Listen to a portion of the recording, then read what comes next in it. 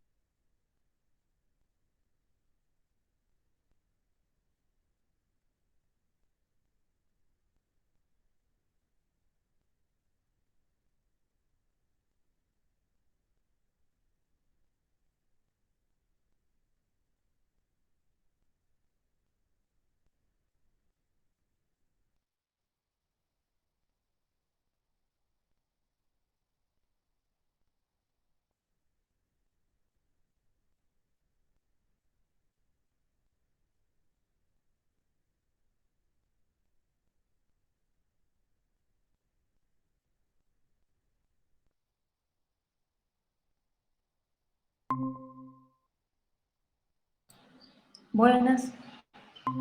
¿Están cursando otra materia antes de esta? Sí, núcleo sociocultural.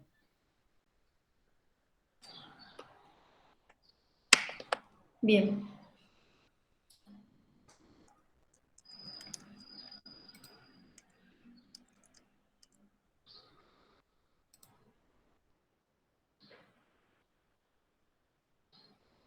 Esperamos un minutito más y empezamos.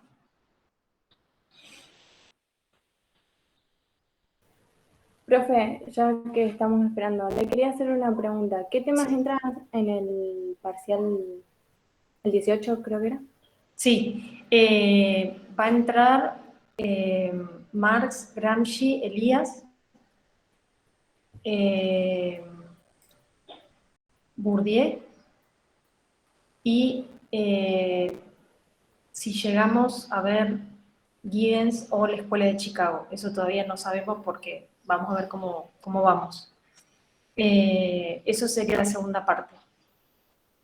Bien, listo. Gracias, profe.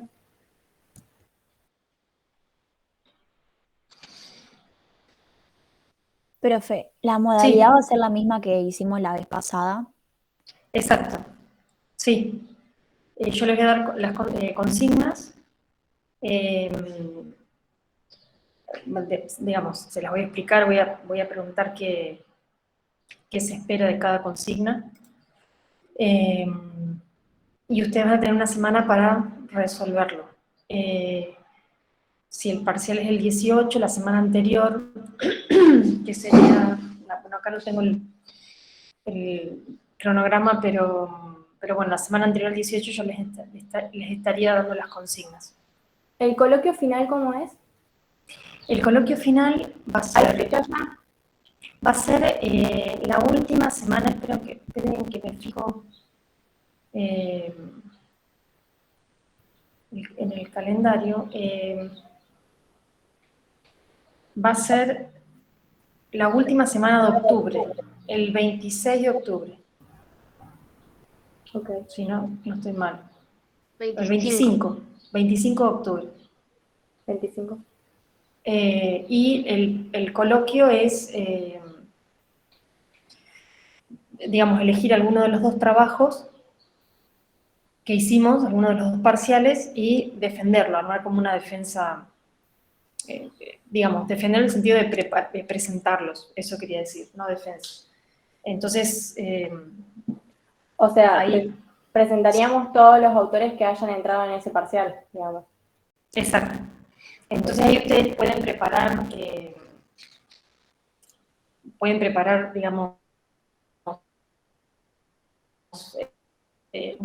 un PowerPoint o lo que ustedes quieran, no es necesario, pero bueno, a veces lo hacen, para poder presentar el tema de manera más ordenada, pero eso es también lo que ustedes,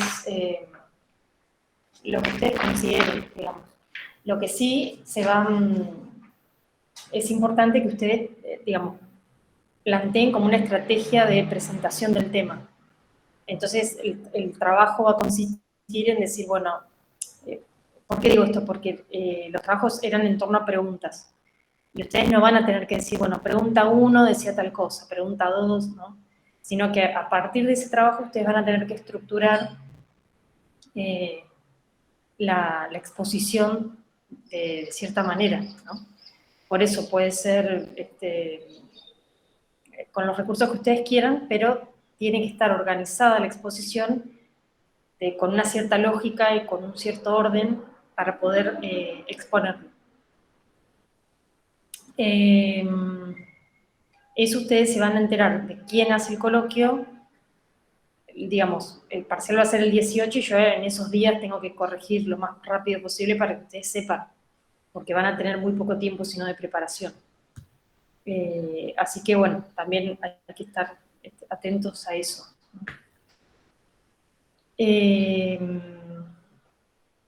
Bien, entonces, ¿alguna pregunta más? No, creo que no. Bueno, yo no sé los chicos. Por ahora. Bien. Entonces, hoy nos toca empezar con un autor muy importante, que un autor francés que aparece entre 1930 y 2002 y que va a ser, junto con Elías y con otros autores, pensadores dentro de la sociología que están, digamos, se ubican hacia adentro de lo que llamamos sociología del siglo XX, ¿no? Entonces, este autor francés se llama Pierre Bourdieu, aparece entonces entre 1930 y 2002, y va a ser va a proponer una teoría sociológica basado en la propuesta, digamos, una nueva propuesta metodológica y teórica, pero también una recuperación, una crítica a los clásicos de la sociología, como también había hecho Elías a la hora de conformar su teoría, ¿no? Digamos, este autor va a ser un autor de tradición marxista y va a recuperar muchas de las perspectivas que Marx desarrolló en su teoría, pero la crítica, digamos, principal que hace Bourdieu a toda la, digamos, tradición sociológica en general, van a ser tres críticas, ¿no? Estas son críticas, podemos decir, generales, y si se quiere, se pueden encarar también desde lo que podemos llamar límites que el autor ve de los clásicos en relación a la propuesta teórica, ¿no? Entonces, la primera crítica que le hace tanto a Durkheim, a Weber y a Marx va a ser que, según Bourdieu, estos teóricos tienden a privilegiar lo que podemos llamar sustancias, y en este sentido lo que quiere decir el autor es que son autores, los tres clásicos, que han caído, digamos, quizás sin desearlo, en la construcción de meras teorías. Esta es la primera crítica, ¿no? Entonces les dice, los clásicos han aportado mucho, digamos, conocimiento en torno al mundo de lo social, pero se han quedado en el plano de la teoría. La segunda crítica es la reducción, por ejemplo, que hace la perspectiva marxista al determinismo económico. Entonces, Bourdieu va a decir, la propuesta de Marx fue una propuesta novedosa y explicativa de la sociedad capitalista contemporánea, moderna, perdón, pero recae, digamos, en un determinismo económico en donde la constitución de la sociedad depende de las relaciones de producción, como ya habíamos dicho, y la posibilidad del cambio también depende de la destrucción o la modificación de las relaciones de producción dadas, ¿no? Entonces, lo que dice Bourdieu es esta reducción que hizo Marx al determinismo económico o materialista, lo que hace es perder de vista la multidimensionalidad del campo social. Y el tercer elemento es la crítica que hace Bourdieu a lo que podemos llamar objetivismo.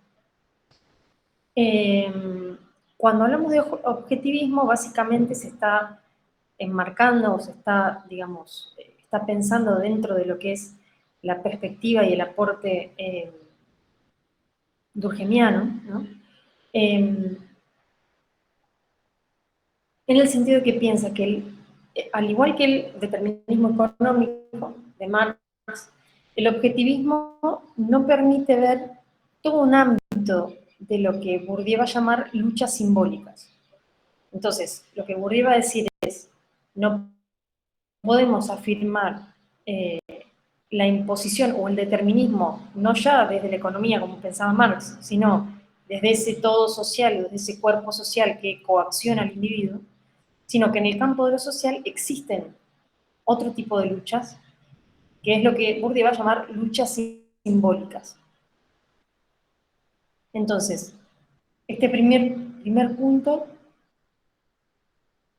consiste en marcar las críticas que Bourdieu le hace a las teorías clásicas, que son Marx, Durkheim y Weber, perdón.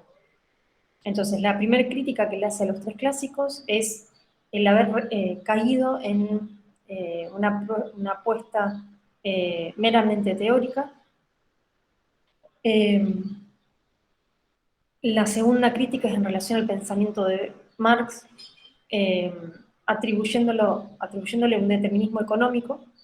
Y la tercera crítica es un intento, una crítica con el objetivismo, en el sentido de poder recuperar determinadas luchas digamos, que aparecen en el campo de lo social, que se llaman luchas simbólicas. ¿Por qué? Porque Bourdieu sostiene que en el campo de lo social no es todo coacción física, ¿no? Entonces podemos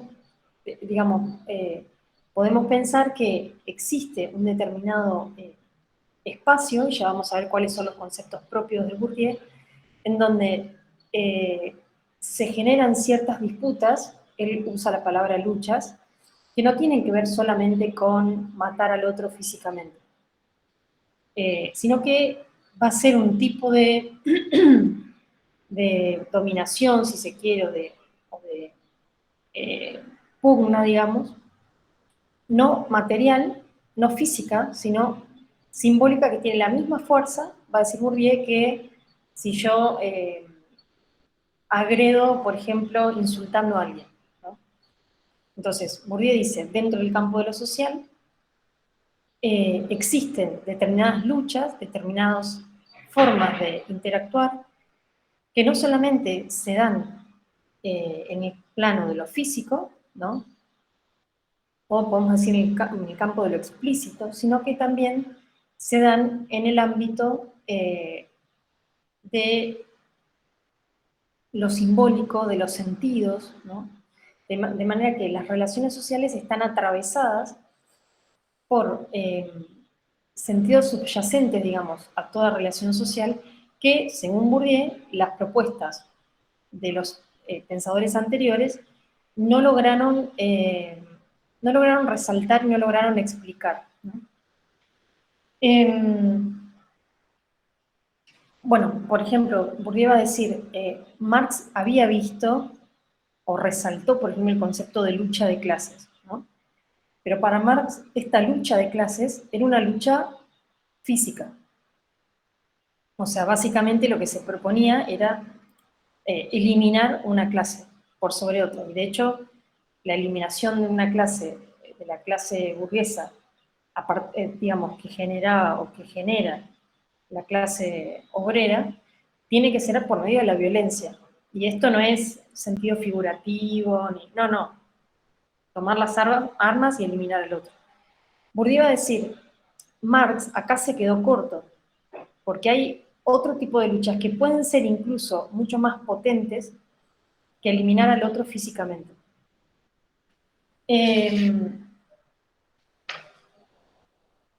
Entonces, si bien hace esta primera parte de crítica, ¿no? Que podemos decir es,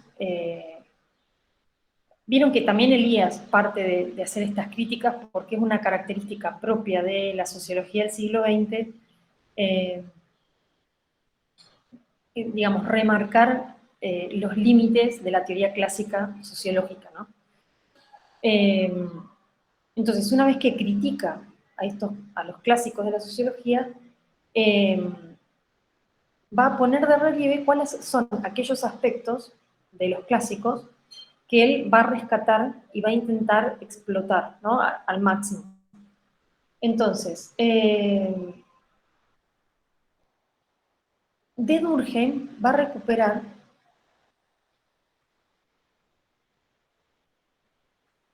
la intención de Durkheim de establecer y de crear, digamos, un objeto y un método sociológico. Entonces, Durkheim fue el primer autor, digamos, siguiendo la tradición de Comte y de Saint-Simon, que va a estar preocupado por establecer o delimitar el campo sociológico, y Bourdieu va a decir, esto es una tarea, o fue una tarea muy positiva, pero el desafío que se presenta a la sociología en el siglo XX va a ser poder explicar, digamos, y volver a definir el objeto sociológico y el método que va a utilizar. Y también lo que va a rescatar de Durkheim, Bourdieu, va a ser la importancia que ejerce la coacción social sobre el individuo. Pero digamos, en el camino que habíamos marcado recién en relación a Marx, Bourdieu va a decir, no basta solamente con decir qué instituciones, digamos, ejercen una coacción sobre los individuos, sino que es necesario también explicar cómo impacta esta fuerza que genera lo social en los comportamientos individuales. Entonces,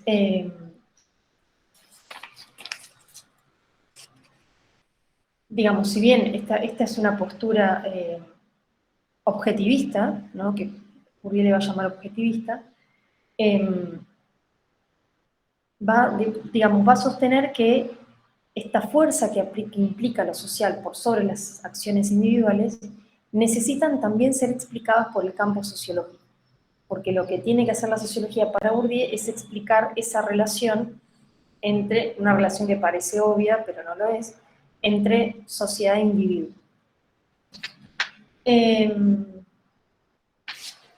Bien.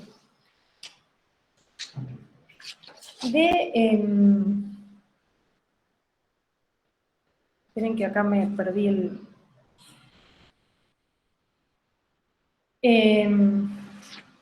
de Weber va a recuperar todo el concepto que Weber retoma en torno a lo que Weber llamó legitimidad.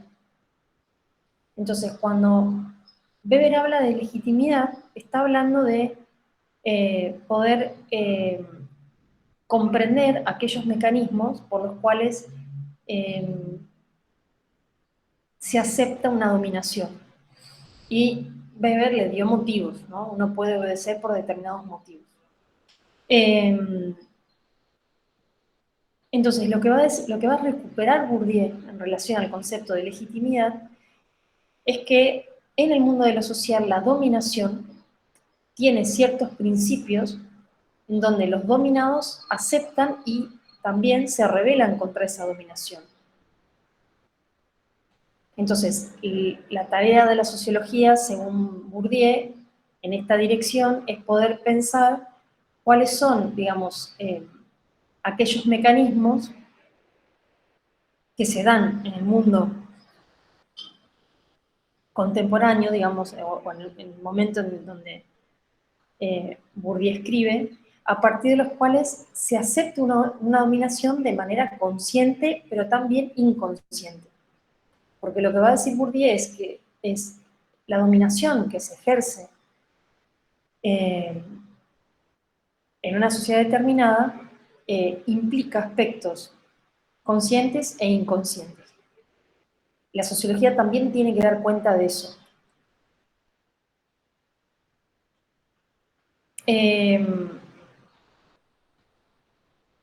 Y por otro lado, del pensamiento de Marx, va a tomar la importancia de la historia. Entonces va a decir, ya, digamos, dijimos la crítica que le hace Bourdieu al pensamiento de Marx, con esta reducción economicista, pero va a valorar la inscripción de las relaciones sociales en un desarrollo histórico determinado. Entonces, no van a ser el mismo tipo de relación social en el medioevo que en la modernidad, ¿no? Entonces, de alguna forma, lo que va a intentar hacer Bourdieu es poder pensar y poder proponer una vinculación entre el concepto de legitimidad, la importancia de la coacción sobre las acciones individuales y la importancia de la historia. Entonces, el recorrido que estamos haciendo es crítica que Bourdieu le hace a los clásicos y lo que recupera de los clásicos. Y lo que es interesante acá es remarcar cómo va a llamar Bourdieu a su enfoque, y sobre todo porque este enfoque que va a marcar Bourdieu tiene que ver también con la eliminación de lo que Bourdieu va a llamar teorías antagónicas. ¿Por qué? Porque va a sostener que hasta el momento, hasta que él apareció, ¿no?, en el campo de las ciencias sociales, todas las teorías clásicas se caracterizaron por, digamos, presentar teorías que no podían conciliar entre sí. Esto, ¿se acuerdan que también era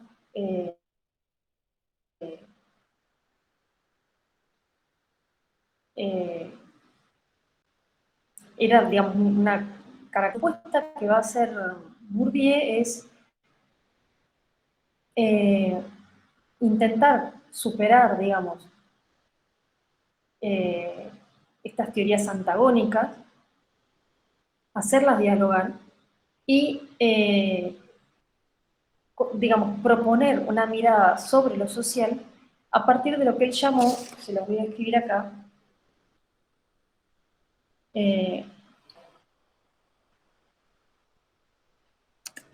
constructivismo. Ay, se me fue el... ay.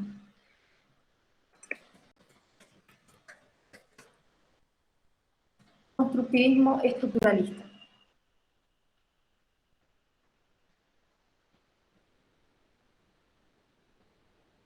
Entonces, esa va a ser la perspectiva a partir de la cual Bourdieu va a hacer su propuesta teórica. ¿Qué quieren decir estas dos palabras? Básicamente, es una perspectiva metodológica que pretende aunar, o digamos, o poner en diálogo, una mirada objetiva y una mirada subjetiva de lo social, en donde no solamente existe una imposición desde afuera, sino que desde el individuo hay una aceptación, una comprensión y una traducción en la acción de esa estructura que recibe, ¿no? Entonces, cuando él se refería o hacía esta crítica de las perspectivas antagónicas, hacía referencia a que estos dos elementos iban separados. Entonces, un autor remarcaba la imposición de una estructura social, el otro autor remarcaba la explicación de lo social a partir del individual. Entonces, cuando Bourdieu se propone, digamos, explicar la construcción de lo social a partir de la unificación de la perspectiva objetiva y subjetiva, la va a llamar constructivismo estructuralista.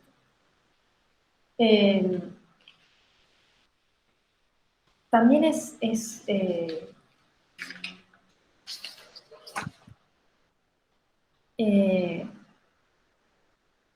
digamos, es muy importante este análisis que él va a hacer porque si bien ya Elías, ¿se acuerdan que él había hecho una crítica, digamos, al ámbito sociológico? La principal apuesta de Bourdieu en este marco es hacer un análisis sociológico de lo que estructura a la sociedad y lo que permite aceptar esa estructura, ¿no? Entonces, por ejemplo, la crítica de Elías es una crítica más destinada a la división, ¿se acuerdan?, entre sociología e historia. La crítica de Bourdieu es una crítica más metodológica. Entonces, Bourdieu va a sostener que la estructura social, o como Durkheim llamaba, el todo social, no es algo que determina a la sociedad, sino que la condiciona, y por lo tanto condiciona la práctica de sus agentes. Entonces, por ejemplo, si yo concibo a la Durkheim, ¿no?, que el todo social determina a los individuos, digamos, voy a tener la concepción de que no tengo agentes libres, ¿no? Entonces, Bourdieu va a decir, es cierto que existen estructuras sociales, no podemos negarlo, pero no son determinantes, sino condicionantes de la acción de los agentes o de los individuos. Entonces, lo que él propone en este marco es lo que va a llamar un análisis relacional, ¿no?, entre estas dos posturas, objetivismo y subjetivismo. Y sobre todo lo que va a decir Bourdieu, y va a estar muy interesado en la correspondencia que existe entre lo que podemos llamar estructuras objetivas y estructuras subjetivas, ¿no?, y el resultado que surge de esa relación. Y Bourdieu la va a llamar reproducción social.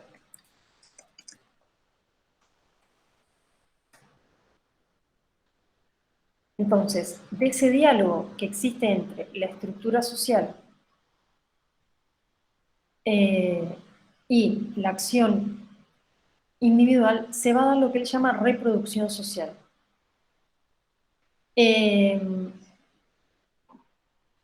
Digamos, esta palabra suena mucho y, digamos, no es ingenua a la teoría marxista, cuando Marx hablaba de la reproducción de las condiciones de dominación, por ejemplo. Entonces, la palabra reproducción en este sentido está tomada igual que Marx, ¿no?, es decir, la réplica permanente de criterios sociales, pero Bourdieu va a intentar, digamos, en esta perspectiva de aunar o de hacer dialogar lo subjetivo y lo objetivo, encontrar los mecanismos que llevan a cabo la reproducción social a partir del diálogo entre una estructura o un todo y un individuo o una acción individual, ¿no?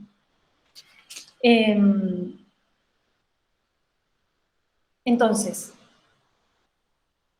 digamos, si uno analiza toda la, digamos, o analizamos algunas obras de Bourdieu,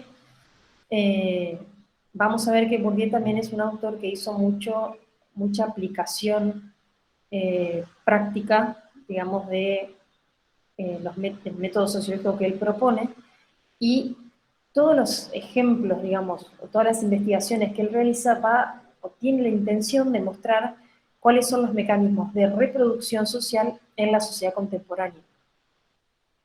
Que es algo más complejo, dice Bourdieu, que copiar o hacer lo que me impone un todo social, ¿no? Y acá, digamos, vuelve a retomar la crítica de Durkheim. Entonces, de cierta manera dice, no es tan sencillo, digamos, la reproducción social no es tan simple, ¿no? Digamos, hay una imposición, pero también hay una aceptación. Y, digamos, y en esa aceptación se conjuga también este vínculo, ¿no? Entonces, para poder definir, para poder estudiar el mundo de lo social, va a empezar a definir o ofrecer ciertos conceptos que puedan representarnos, digamos, las características sociológicas propias de Bourdieu y aquellas características que están en dirección o tienen la intención de llevar a cabo esta reproducción social, que muchas veces la reproducción social no es solamente a nivel de sistema, sino que la reproducción social también puede ser una reproducción parcial, ¿no? Entonces, el primer concepto que va a explicar Bourdieu es el concepto de lo que él llama espacio social.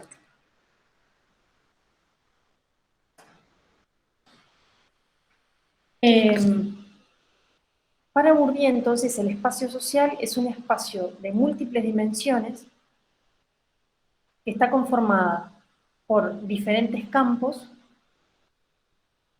y que poseen lo que Bourdieu llama un capital específico. Entonces, tenemos un espacio social que está conformado por diferentes campos y en donde cada campo posee un capital específico. Este espacio social que define Bourdieu no se da siempre de la misma manera. Es decir, la distribución de los campos que conforman un espacio social se va a distribuir de manera diferente entre una época y la otra. Por lo tanto, acá empieza a aparecer la importancia que habíamos dicho de la historia, ¿no? Es decir, si bien, fíjense, si bien él está definiendo a nivel teórico y conceptual, nos está diciendo el espacio social, por ejemplo, de la sociedad argentina no es lo mismo que el espacio social de la sociedad europea. Y uno podría ir haciendo como más especificaciones, ¿no? Porque todo el tiempo Bourdieu está queriendo separarse de cualquier perspectiva que lo, lo fije, digamos, en una postura solamente teórica. Entonces, lo importante acá, dice Bourdieu, es que la historia tiene un papel fundamental, porque los espacios sociales que constituyen, digamos, el ámbito de lo humano, no son igual en las distintas épocas históricas. ¿Y cómo se da cuenta de que no es igual? Porque los campos que definen este espacio social están distribuidos de manera diferente. Entonces, ustedes van a ver que con todos estos conceptos vamos a poder hacer, no es para asustarlos, pero cuadros de este tipo. Porque Bourdieu, ven ahí, es todo como... lo que tiene el pensamiento de Bourdieu es que es un pensamiento altamente conceptual y altamente histórico. Entonces, nos ofrece un montón de categorías que están enlazadas y por eso es un pensamiento que, digamos, que sí o sí nos lleva a hacer un cuadro, por eso les mostraba mi apunte, porque lo que quiere realizar, digamos, es una especificación de los conceptos. Profe, Entonces, en sí, apuntes hay un cuadro exacto, exactamente. de la estructura, de la Es, teoría del espacio social. exacto, también se le llama, sí, teoría del espacio social, pero ahí también en el apunte van a ver, yo no lo tengo acá, sí, lo tengo acá. Eso de las dinámicas de las relaciones sociales es Es, ya les digo, teoría del espacio social, dinámica de las relaciones sociales, exactamente. Bueno, ese cuadro también eh, es muy gráfico de cómo se van a empezar a enlazar los distintos elementos, ¿no? Y fíjense lo que dice ese cuadro, dinámica de las relaciones sociales, es decir, no basta, va a decir Bourdieu, con describir la relación social, sino hay que explicar cuál es el movimiento que se realiza entre los distintos aspectos o entre las distintas clases, ¿no? Entonces, concepto número 1, espacio social. Espacio social está definido por los campos y por determinados capitales. Si tendríamos que traducir esto en palabras simples, los campos pueden entenderse como un subespacio dentro de este espacio social amplio, y los capitales podemos decir que es un recurso. Siempre atinamos a pensar recurso económico, pero no solamente económico. Entonces, cuando termina Bourdieu de darnos esta definición de espacio social, va a pasar a definir lo que Bourdieu va a llamar campo social.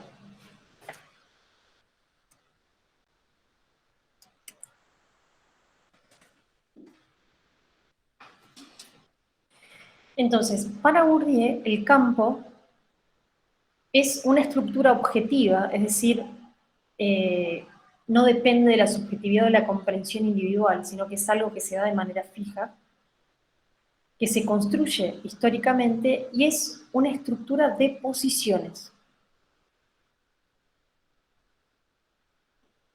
Entonces, dentro de cada campo eh, van a haber agentes, ¿no?, que ocupan diferentes posiciones en relación al capital o al recurso que posean. Entonces, según el tipo de recurso o el tipo de capital que posea el campo, también va a ser el tipo de poder que tenga ese campo.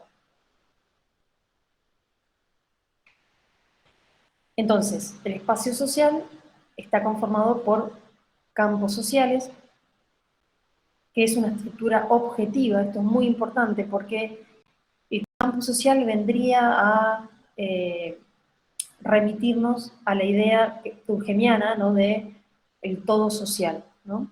Cuando hablamos de estructura objetiva es algo que se da de una determinada manera y no se puede cambiar, ¿no?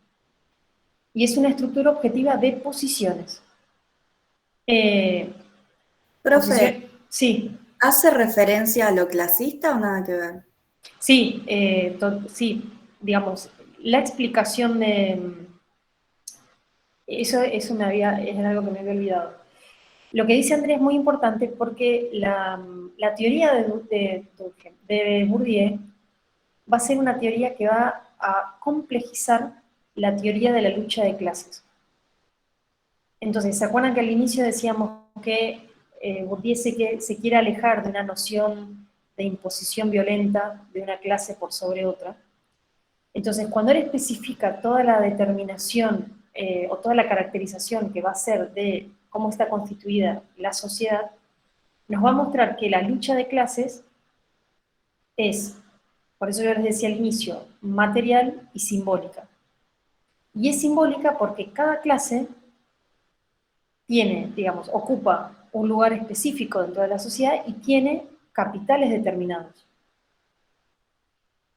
Entonces, la dominación de una clase por sobre otra también va a, digamos, a vincularse con el tipo de capital que posea ese campo, ¿no? Eso es muy importante porque, digamos, con el pensamiento de Bourdieu vamos a entender mucho mejor cuáles son las dinámicas de la lucha de clases, cosa que, según Bourdieu, Marx no pudo explicar. O sea, Marx quedó como a mitad de camino, pudo describir, ¿no?, pero no explicó la dinámica de la lucha de clases. Entonces, el campo social, se va a definir por dos elementos, lo que Bourdieu llama poder y capital.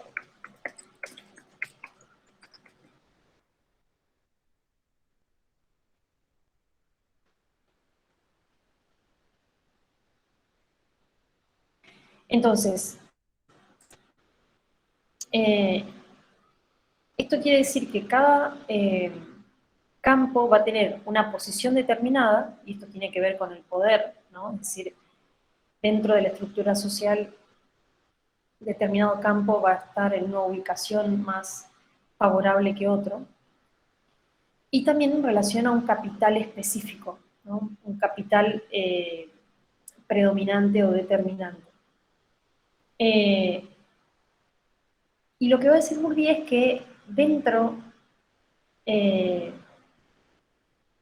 dentro de este campo existen ciertas condiciones para que el campo funcione, y tiene que ver con que exista algo que está en juego y que, lo que dice Bourdieu, haya agentes dispuestos a jugar. ¿Esto qué quiere decir? Ahí ya hay una primera definición de lucha, ¿no? Entonces yo tengo un campo social específico, tengo una estructuración o una configuración de ese campo, tengo un capital específico dentro de ese campo, y lo que es importante a la hora de pensar cómo funciona ese campo es pensar y tener en cuenta que para que exista ese campo social se tienen que dar ciertas condiciones, y las condiciones son que exista algo esté en juego, ¿no? Ya vamos a ver qué puede ser. Y que haya gente que quieran jugar, ¿no? En el sentido de que haya gente que quieran luchar por ese capital.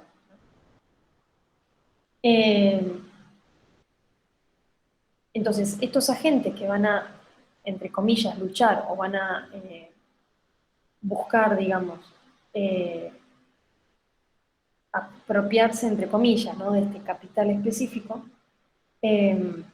van a tener que tener ciertos conocimientos para poder establecer estrategias a la hora de apoderarse o no de ese capital.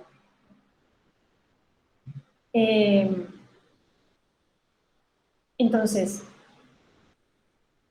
en torno a este capital que forma el campo social, se establece lo que llamamos, o lo que Bourdieu va a llamar, lucha entre dominantes y dominados.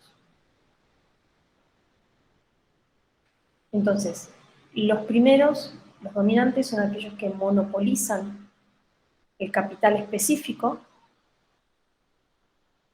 y que van a intentar, digamos, llevar a cabo estrategias de conservación del poder y conservación de la estructura de ese campo. Entonces, a esto Bourdieu lo va a llamar ortodoxia.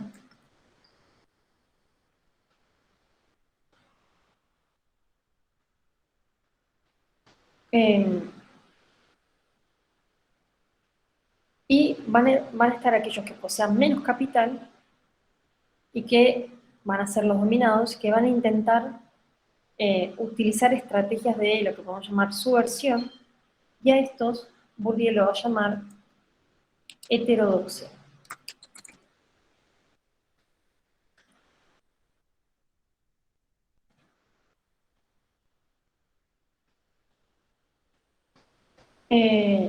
Entonces, en esta lucha entre dominantes y dominados, que se da dentro del campo, y que gira en torno a la,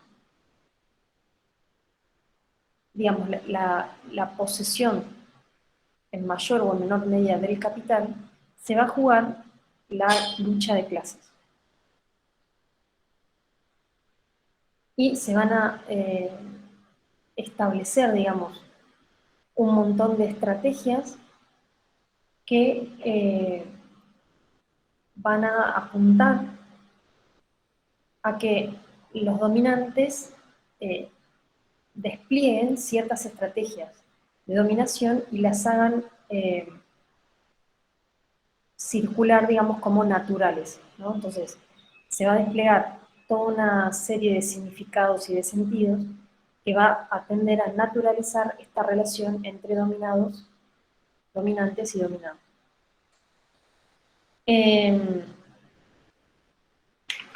Entonces, Bourdieu va a decir, estas estrategias tanto de conservación o de subversión del poder que ejerce esta relación entre dominante y dominado, se hace de manera consciente o inconsciente. Y esto va a generar determinadas prácticas y va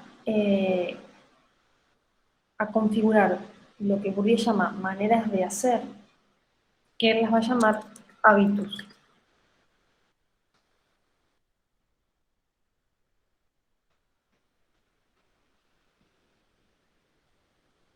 ¿Ese sería otro concepto o está dentro del Sí, campo social? exacto, ese es otro concepto. O sea, estamos Bien. haciendo como de mayor a menor. Ese es el concepto que retoma del autor que vimos anterior. Exactamente. Elías. Exacto. Sí. De Elías. El concepto de hábitus y el concepto de campo lo toma de Elías, pero le da otro significado. Eso es importante, porque para Bourdieu el hábitus tiene que ver con, él lo define como maneras de hacer. Podríamos decir que es un cierto tipo de conocimiento práctico a la hora de, digamos, de aparecer o de estar en el mundo de lo social, ¿no? Acá dice que lo define como el conjunto de representaciones que un agente se hace del Claro, espacio que ocupa. exactamente.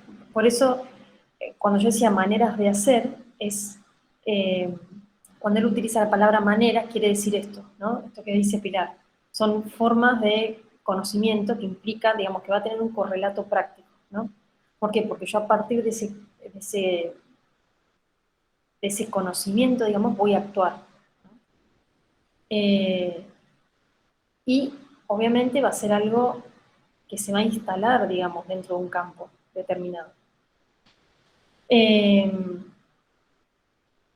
Entonces, para Bourdieu existen 4 tipos de campos principales en el mundo de lo social.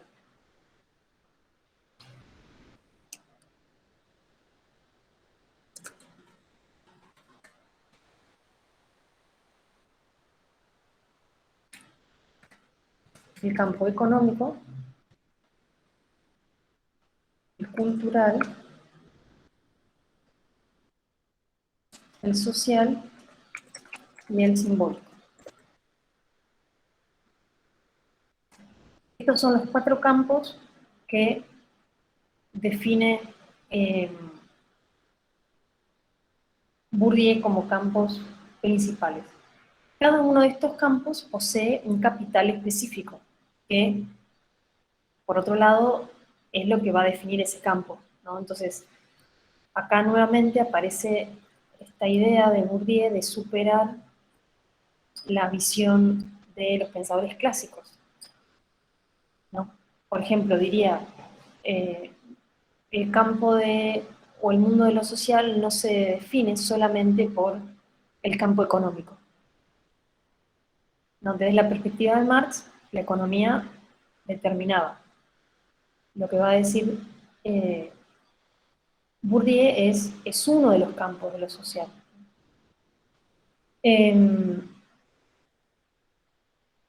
Entonces,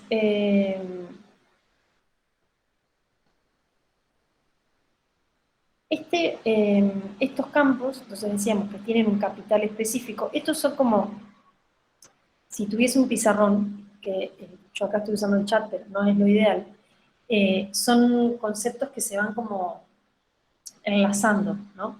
Por ello les decía que vamos del concepto más grande al más chico, ¿no? Y por eso yo hoy les mostraba el gráfico porque no pasa en todos los autores que los conceptos sean ampliamente vinculantes. Por ejemplo, el pensamiento de Durkheim, si bien hace aportes conceptuales, pero no hay, digamos, una especificación conceptual al nivel que lo hace Bourdieu, ¿no? Entonces, dentro de estos campos existe un capital específico y el capital hacia adentro de los campos puede presentarse bajo 2 estados. Lo que va a llamar Bourdieu el estado objetivado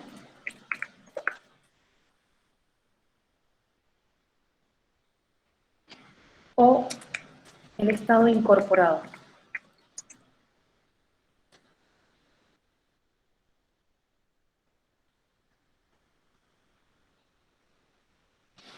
Y lo que dice Bourdieu es que estos campos, el económico, el cultural, el social, el simbólico, hay que entenderlos o hay que analizarlos de manera relacional. Por eso esto va de la mano de lo que decíamos recién, no es que uno predomina por sobre otro, sino que los 4 se relacionan de manera, digamos, íntegra, ¿no?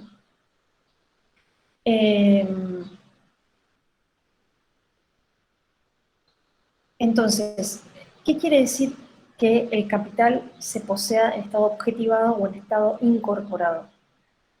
El estado objetivado quiere decir, o hace referencia a la posesión de un capital de manera tangible, ¿no? Entonces, por ejemplo, capital económico es, en una parte, capital, digamos, monetario, ¿no? Físico. Pero también, dice Bourdieu, es estado incorporado. ¿Por qué? Porque ese campo, digamos, afecta al individuo a la hora de actuar y de tomar determinadas decisiones. Entonces, el capital de un campo se presenta bajo estas dos maneras, de manera material y de manera también incorporado, podemos decir, subjetiva, ¿no? Porque según el capital que yo posea, voy a actuar de una determinada manera y no de otra. Entonces,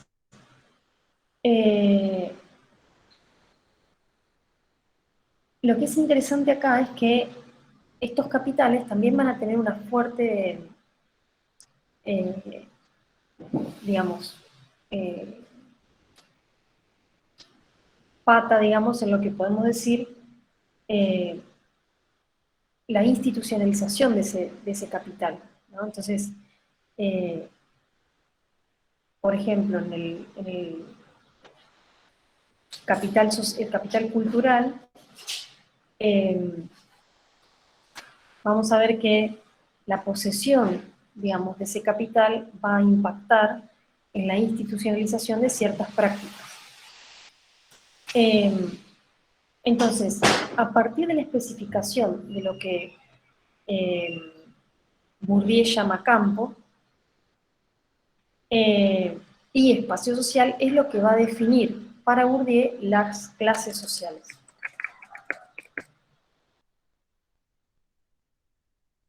Entonces, la clase social,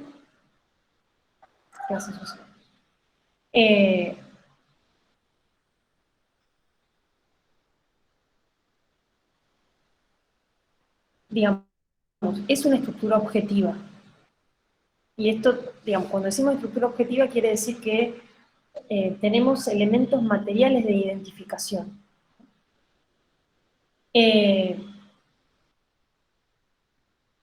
Pero también va a estar ligada a, digamos, o va a estar emparentada con una forma de actuar, una forma de pensar, que va a ser específica de esa clase o de esa estructura objetivada. Entonces, por eso, digamos, Bourdieu quiere hacer este intento permanente de unificar lo objetivo y lo subjetivo. Entonces, la clase social es una estructura objetiva, pero también va a tener un lado B, podemos decir, que es lo que decíamos anteriormente del hábitus. Entonces, por ejemplo, otra definición de hábitus es el proceso mediante el cual lo social se incorpora en el individuo.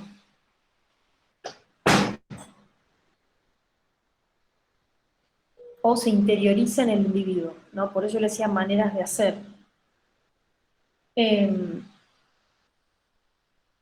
Por ejemplo, Bourdieu dice, el hábitus es una estructura mental estructurada por las condiciones sociales de existencia de cada clase. Estas estructuras mentales son esquemas de percepción de pensamiento. Son disposiciones inconscientes a actuar. Son maneras de ver el mundo, que aprecian, clasifican. El hábitus, media entre la sociedad y las prácticas. Esa sería la definición de hábitus, ¿no? Lo que media o hace de intermediario entre la sociedad, el individuo y la conjunción de esta relación en una práctica determinada. Ahora, el hábitus no va a ser igual para todos, sino que va a variar según la posición que ocupa una persona en el espacio social. Entonces, los que tengan posiciones similares van a tener un mismo hábitus, y cuando esta posición es muy despareja, van a haber dos hábitos distintos. Entonces, una clase social, o mejor dicho, las clases sociales tienen determinados hábitos y la pertenencia a una clase social condiciona o va a tener, digamos, como correlato la posibilidad de ciertas prácticas, pero no hay una determinación. Entonces acá está la propuesta también novedosa de Bourdieu, a diferencia de Marx. Marx decía, la clase social me determina. Y lo único digamos, que se genera en el ámbito de lo social es la reproducción de esa clase social. Bourdieu va a decir, ojo, que la clase social, digamos, configura determinados hábitos o determinadas prácticas, pero no la determinan, sino que la condicionan. ¿Cuál creen ustedes que puede ser la consecuencia de esta idea, ¿no? La idea de que una clase social condicione, pero no determine. ¿Puede ser de las luchas o algo así? Ajá. ¿En qué sentido? Ay, no me acuerdo, pero había leído algo de eso. Claro, o sea, la idea es que, digamos, si una clase social no es determinante, sino que es condicionante, existe la posibilidad de que en una clase social existan, por ejemplo, o se generen a partir de ciertas condiciones un hábitus diferente. Entonces, la lucha de clases no es de una clase frente a otra, sino que también se da hacia adentro de una misma clase. Entonces, Porque depende de cómo lo internaliza cada individuo. exactamente. Claro, depende un Exacto. poco de las creencias, de los gustos, deseos. Exacto, y sobre todo, Bourdieu lo que quiere cortar es esta idea de reproducción indefinida de las clases sociales marxistas, ¿no? Entonces, eh, esta idea de si uno nace rico, va a ser rico para siempre, ¿no? Esta es la idea marxista, las clases sociales son estructuras que son inmodificables. Marx decía, por más que querramos, no se puede modificar, a menos que exista o suceda una modificación en la posición de los medios de producción. Lo que dice Bourdieu es, no es tan directa la relación entre la transmisión, si se quiere, la reproducción de una clase a lo largo de la historia. Se pueden dar subversiones internas hacia dentro de una clase social. Entonces, Bourdieu va a hacer muchos estudios en relación a los oficios, por ejemplo, ¿no? Y va a demostrar, digamos, cómo no necesariamente de padres obreros salen hijos obreros. Entonces, Bourdieu va a hacer todo un análisis empírico, ¿no? Esto quiere decir empírico en el sentido que va, observa, delimita un campo de estudio, digamos, hace encuestas, pregunta, hace búsqueda, ¿no? O sea, no se queda en el ámbito de lo teórico, cosa que Marx sí lo había hecho, ¿no?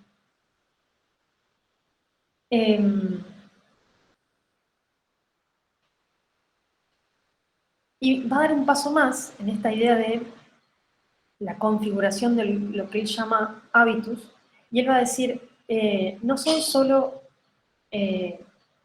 condicionando, el hábitus no condiciona solamente la práctica, sino también la forma de apreciar y la forma de elegir en el ámbito de lo social. Y a esto Bourdieu lo va a llamar gusto.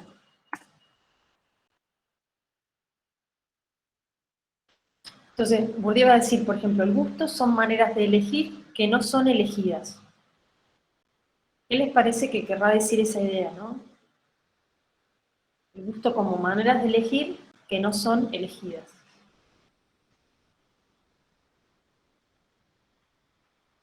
Que vienen impuestas por la misma clase. Exacto, que vienen impuestas, pero a la vez que yo las elijo, ¿no? Entonces, ahí da como un porcentaje, digamos, de posibilidad de modificación de lo que uno cree que se va a dar para siempre. De alguna forma también la apuesta de Bourdieu es que no es todo tan lineal en el mundo de lo social.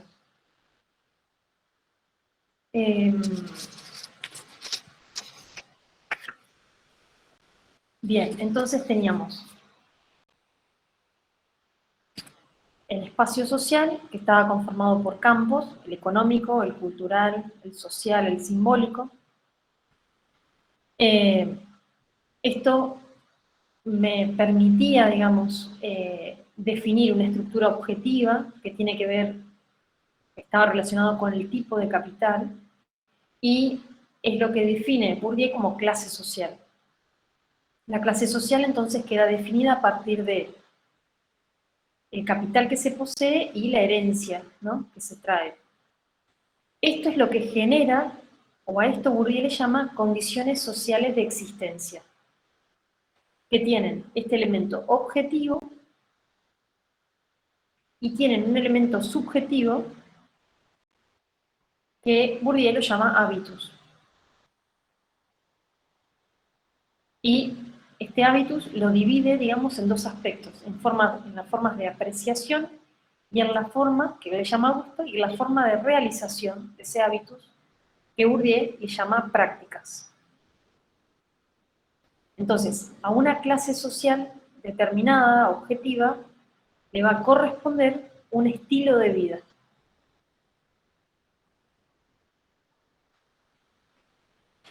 Y cuando hablamos, digamos, en el mundo, según Bourdieu, ¿no?, en el mundo de lo social, de reproducción social, estamos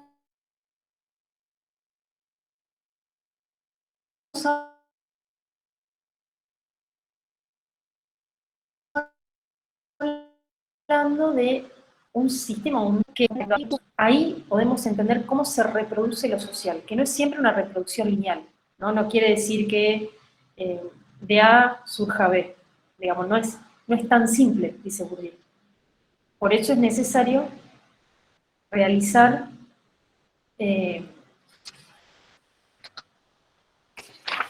lo que él va a llamar estudios de casos o estudios empíricos, ¿no? Porque esto, dice Bourdieu, no se resuelve de manera teórica, no es algo que se pueda desagregar a nivel conceptual, sino que hay que ir y hacerlo, ir y mirarlo, digamos. Entonces, si bien, por ejemplo, Durkheim ya había hecho un anclaje práctico o empírico, Bourdieu le da como una vuelta de tuerca y complejiza la dinámica que había sido percibida por Marx en relación a la reproducción social. Entonces, para Marx, la reproducción del mundo de lo social es una reproducción meramente económica que se da de manera ininterrumpida en la historia hasta que no exista la modificación de los dueños de la posesión de los medios de producción. Para Bourdieu, la reproducción social no es una dinámica lineal, sino que surge de la congruencia o de la dinámica o del diálogo entre estructuras objetivas y estructuras subjetivas.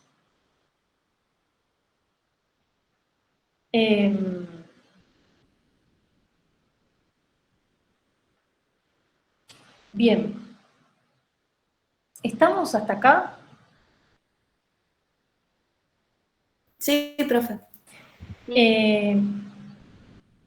¿Pudieron leer el texto? ¿Cómo les fue con eso?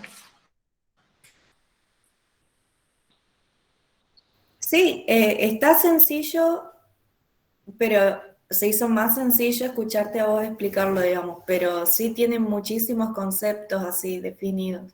Bien, perfecto. Van a ver ustedes que en el apunte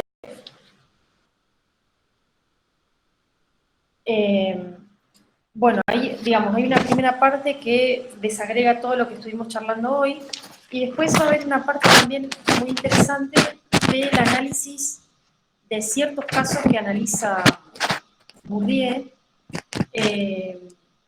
Por ejemplo, él escribió un libro muy famoso que se llama La distinción. Entonces, en la página 9 del apunte hay todo un análisis de ese texto.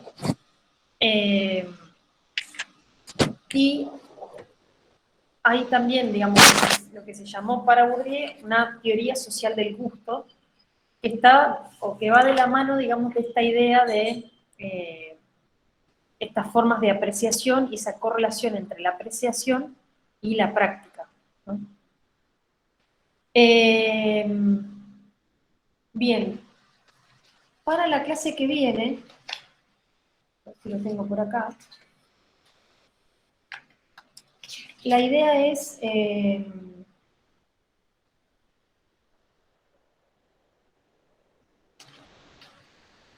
hacer un cuestionario muy breve, digamos, así como hicimos de Elías, para poder poner en común. Yo voy a intentar ya dárselos entre hoy y mañana, para que tengamos tiempo. Y la clase que viene veríamos, todavía no definí si Guinness o la Escuela de Chicago, que si mal no hice los cálculos sería la última antes de la clase de repaso y el parcial. Sí, porque es feriado el otro. Porque el otro es feriado, exactamente. Ah, estamos, claro. Entonces, la clase que viene pondríamos como común estas preguntitas de Bourdieu. Vemos una de las dos escuelas y ya nos vemos en la siguiente clase con la clase de repaso y entrega de consignas. Así sería. Tenemos que ser, acuérdense que la entrega del parcial sí o sí se tiene que dar en esa fecha que yo estipule, digamos, porque el trabajo práctico es un trabajo parcial, con nota parcial, entonces es muy importante para poder terminar la materia. Por eso yo lo di con mucho tiempo de anticipación. Bien, entonces ese es el plan a seguir. ¿Alguna pregunta hasta acá? Esto es, el caso de Bourdieu, que es mucho concepto, es mucho más llevadero en la presencialidad. Pero bueno, es la realidad que nos toca y hacemos todo lo posible para que sea también, digamos, comprensible. Entonces, nos vemos el próximo lunes. Estén atentos a la guía de preguntas que voy a subir. Y el lunes que viene veríamos la última escuela y ya nos queda repaso parcial y coloquio. La guía de preguntas, profe, para el lunes que viene también. Sí, sí, Ok. ahora voy a subir un cuestionario breve, pero es con la finalidad de que ustedes puedan como sistematizar, así como hicimos con Elías, y ya seguiríamos con el próximo autor. Recuerden que en el apunte que yo, en uno de los apuntes que les di de Elías, había una comparación entre Bourdieu y Elías, pero hay uno o dos puntos que habla solamente de Bourdieu que se sirve también. O sea que esa es parte, digamos, de la lectura de este tema. Y el apunte que subí.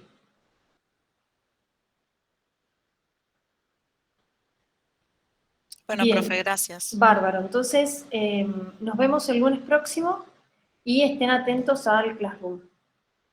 Dale, gracias.